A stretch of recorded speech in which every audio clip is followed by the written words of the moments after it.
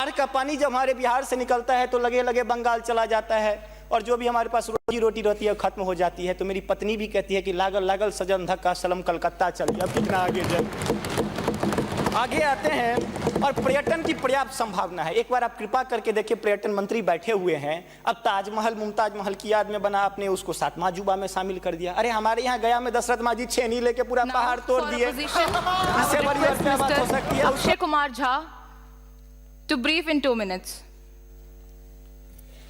Thank you speaker ma'am. 2047 के विकसित भारत की परिकल्पना करते हुए हम पश्चिमी द्वार से बाहर निकल रहे थे। तभी पूर्वी द्वार में डॉक्टर APJ अब्दुल कलाम ने कहा कि अरे मेरे विकसित भारत 2020 की परिकल्पना को तो एनालिसिस करते जाओ। माननीय महोदय, मैं कहना चाहूँगा कि 2047 में विकसित भारत बाद में बना लीजिएगा, पहले APJ अब्दुल कलाम के सपनों का 2020 का भारत कहाँ गया उसको तो एक बार एनालिसिस कर लीजिए।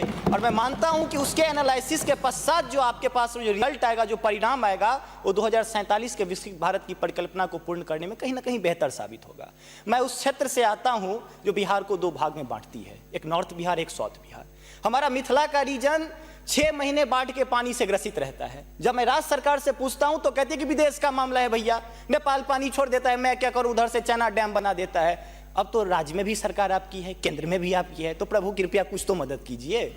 दूसरी बात, कोसी का संसद में कह दिया गया कि ड्रेस कोड ये होना चाहिए। अरे मैं बाढ़ के उस इलाके से आता हूं जहां आधा धोती पहन के संसद तक आना पड़ता है, न सड़क है न कुछ है, तो कैसे आऊंगा। उसी क्षेत्र का एक नंगा बच्चा हमसे कहता है कि साहब मैं बाढ़ से ग्रसित हूं, और दक्षिण बिहार का एक बच्चा कहता है कि मैं सुखाड़ से ग्रसित हूं, मेरे पास पीने के लिए पानी नहीं है। बीच वाला एरिया कहता है मैं नरसंहार से परेशान हूं। तो बिहार की एक परिभाषा बनती है कि उत्तर में बाढ़ है, दक्षिण में सुखाड़ है, बाकी जो बचा नरसंहार है, यही बिहार है। अब मैं कहां जाऊं।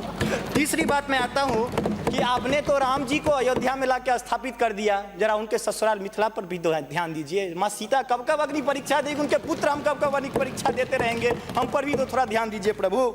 बाढ़ का पानी जब हमारे बिहार से निकलता है तो लगे लगे बंगाल चला जाता है और जो भी हमारे पास रोजी रोटी रहती है खत्म हो जाती है। तो मेरी पत्नी भी कहती है कि लागल लागल सजन धक्का सलम कलकत्ता चल गया। अब कितना आगे जब आगे आते हैं और पर्यटन की पर्याप्त संभावना है। एक बार आप कृपा करके देखिए, पर्यटन मंत्री बैठे हुए हैं। अब ताजमहल मुमताज महल की याद में बना, आपने उसको 7वां अजूबा में शामिल कर दिया। अरे हमारे यहाँ गया में दशरथ माझी छेनी लेके पूरा पहाड़ तोड़ दिए। इससे बड़ी और क्या बात हो सकती है? उसको पर्यटन के लिए रखिए।